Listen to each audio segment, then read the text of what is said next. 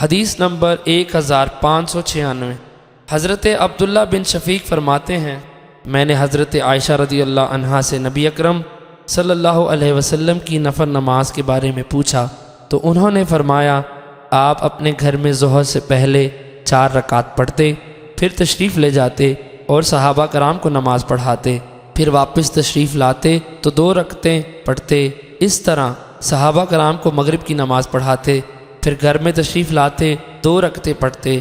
صحابہ کرام کو نماز عشاء پڑھا کر میرے گھر تشریف لاتے اور 2 رکعتیں پڑھتے، اور آپ رات کو 9 رکعتیں پڑھتے، ان میں نفل بھی شامل ہیں۔ اور آپ رات کا طویل حصہ کھڑے ہو کر نماز پڑھتے اور ایک طویل حصہ شب بیٹھ کر پڑھتے، اور جب آپ کی رات کھڑے ہونے کی حالت میں ذکر کرتے تو اسی کھڑے ہونے کی حالت سے رکوع اور سجدے کی طرف جاتے، اور جب بیٹھ کر قرات فرماتے ہیں تو رکوع اور سجدے کے لیے اسی حالت سے جاتے، اور جب فجر طلوع ہوتی تو صرف 2 رکعتیں سنت پڑھتے، نفل نہ پڑھتے۔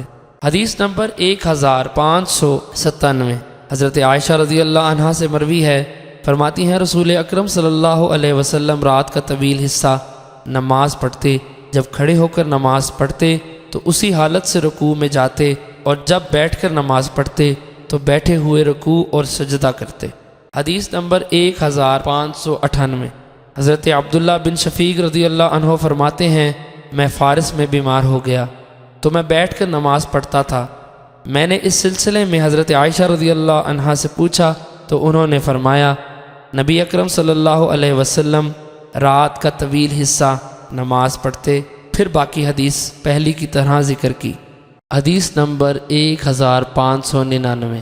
حضرت عبداللہ بن شفیق عقیلی رضی اللہ عنہ فرماتے ہیں، میں نے حضرت عائشہ رضی اللہ عنہا سے رسول اکرم صلی اللہ علیہ وسلم کی رات کی نماز کے بارے میں پوچھا تو انہوں نے فرمایا، آپ رات کا طویل حصہ کھڑے ہو کر اور ایک لمبا وقت بیٹھ کر نماز پڑھتے، جب آپ قرات کھڑے ہونے کی حالت میں کرتے تو رکوع کے لیے کھڑے ہونے کی حالت سے منتقل ہوتے، اور جب قرات بیٹھ کر کرتے تو رکوع بھی بیٹھے بیٹھے کرتے تھے۔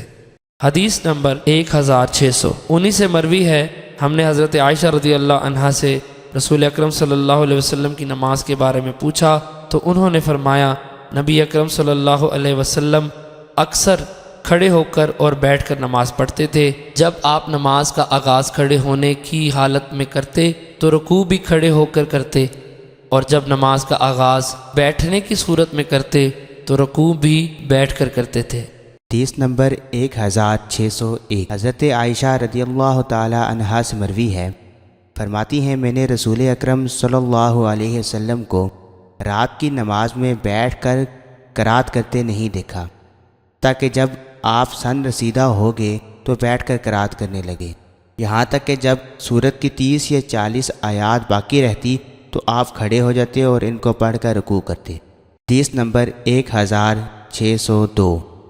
حضرت عائشہ رضی اللہ تعالی عنہا سے مروی ہے کہ رسول اکرم صلی اللہ علیہ وسلم بیٹھ کر نماز پڑھتے اور قرات بھی بیٹھ کر کرتے، جب قرات سے 30 یا 40 آیات کا اندازہ باقی رہتا تو کھڑے ہو جاتے اور باقی قرات کھڑے ہونے کی حالت میں کرتے، پھر رکوع اور سجدہ کرتے، پھر دوسری رکعت میں بھی اسی طرح کرتے۔ حدیث نمبر 1603۔ ایک اور سند سے حضرت عائشہ رضی اللہ تعالی عنہا سے مروی ہے، فرماتی ہیں، رسول اکرم صلی اللہ علیہ وسلم بیٹھ کر قرات کرتے اور جب رکوع کا ارادہ فرماتے تو اتنے وقت کے لیے کھڑے ہو جاتے جس میں کوئی انسان 40 آیات پڑھ لے۔ حدیث نمبر 1604۔